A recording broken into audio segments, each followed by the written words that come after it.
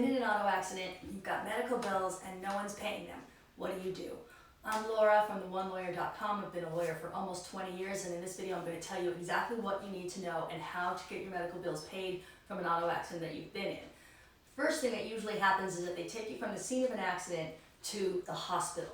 You've got an ambulance bill, you've got a hospital bill, maybe you have insurance, maybe you don't. I'm going to go through both scenarios. Let's say you have health insurance. So you give that card to the hospital. A couple of weeks later, you're home, you're watching this video, your bills are not getting paid. They've been denied by your health insurance company.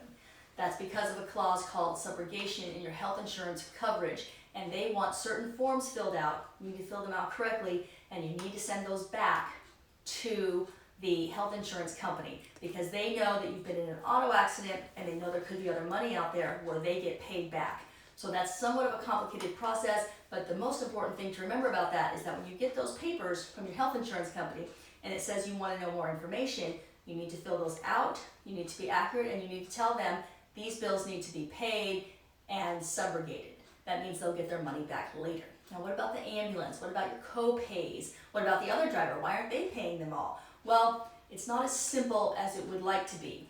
Their carrier won't pay your medical bills until your claim is final.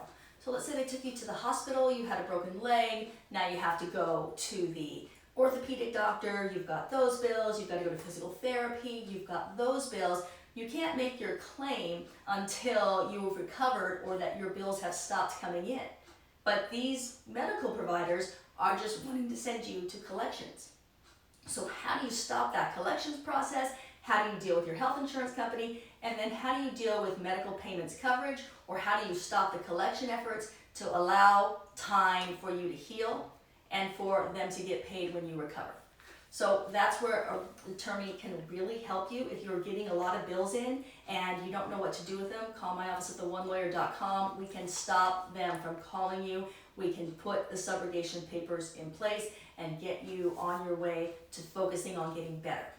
So subrogation, your health insurance company, why do they get paid back? How come I have to pay them back? They're supposed to pay. I pay for that coverage. Well, it's in the ERISA code and it's contractual. So there's either one of two ways. If it's a state insurance policy, if it's Obamacare, if it's Medicaid, if it's Medicare, it's federal law that they get paid back from any recovery that you get from another driver. If it's your own personal health insurance company, it's in the contract that they get paid back. It's not always. In 19 years of doing this, I've seen 3 policies that didn't have subrogation clause. So it could possibly be that they don't deserve to get paid back, but that's something that you'd want to talk to an attorney about. So you have to kind of assume that those other payors are going to get paid back. How does this cloud work? You fill out the subrogation papers, number 1. If they're still not paying, call your health insurance company and say, I don't know if I'm going to recover from the other driver, because that's what they're waiting for. You need to pay my bills. Because your health insurance company has what's called the INFIS negotiated rate, the customary and reasonable charge. You get the benefit of that discount.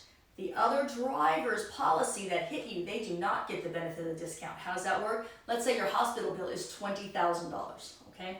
And your health insurance company has a negotiated rate. They pay $2,500. We've all seen these ridiculous EOBs come in that show how much was billed and how much is paid. Well, the other driver, they owe you that $20,000 because that's your medical bill.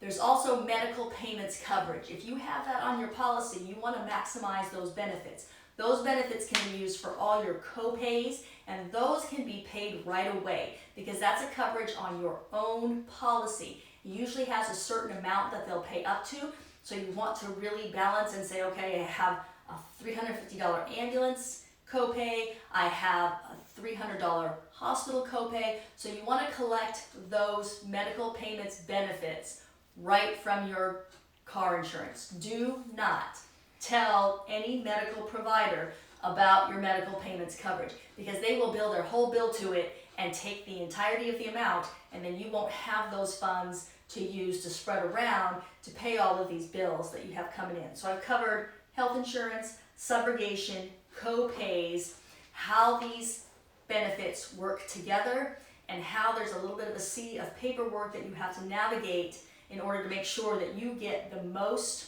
return and the most benefit from all your policies. and this is a little bit of a complex matter. If you have any questions about it, if you have a medical bill you don't know what to do with, please feel free to contact me at theonelawyer.com, and I am happy to answer those questions personally for you. I'm Laura, and I appreciate you watching.